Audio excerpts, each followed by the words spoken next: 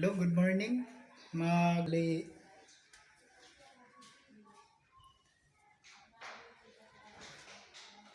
Meron tayong ginagawa dito na kunting cabinet lang, yung mga lababo, tsaka yung ginamit natin na hinge, yung piano hinge. Mas maganda po dito sa piano hinge kaysa sa concealed.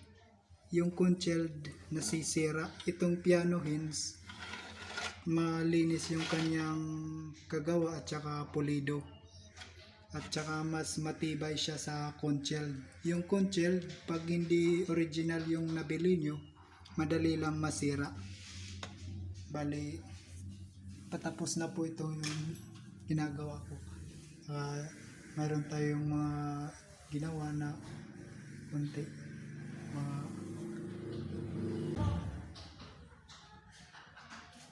Mayroon tayong ginawa dito na mga cabinet.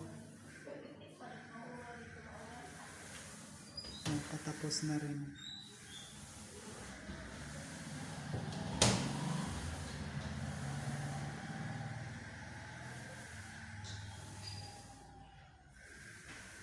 Kali yung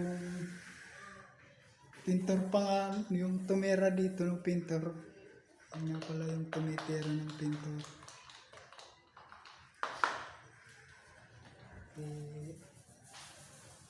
Chris Dampel. Yo, shout out. Barangay Kansilinis. Ito po guys, pag maglalagay po tayo ng magneto clips, dalawa po yung ilalagay natin. Yung walang division sa gitna.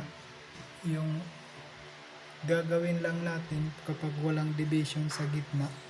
Kasi kadalasan po sa matagal na panahon nag-swing yan dito, hindi na naglalapat.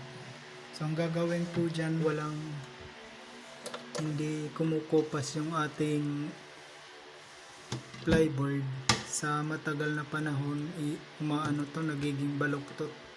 So dalawa po yung ilalagay natin na magneto plates sa baba, tsaka dyan sa taas.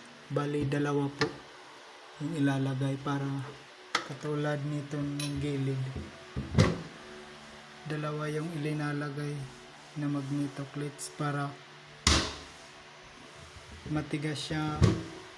At kasi pag matagal na panahon nagbumabaluktot to yung ating mga dito guys.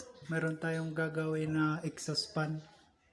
Bali yung gagawin natin kung paano mabubuo, tsaka kung paano ko ipadadaanin yung exhaust fan at saka yung exit niya sa tubo papunta sa taas.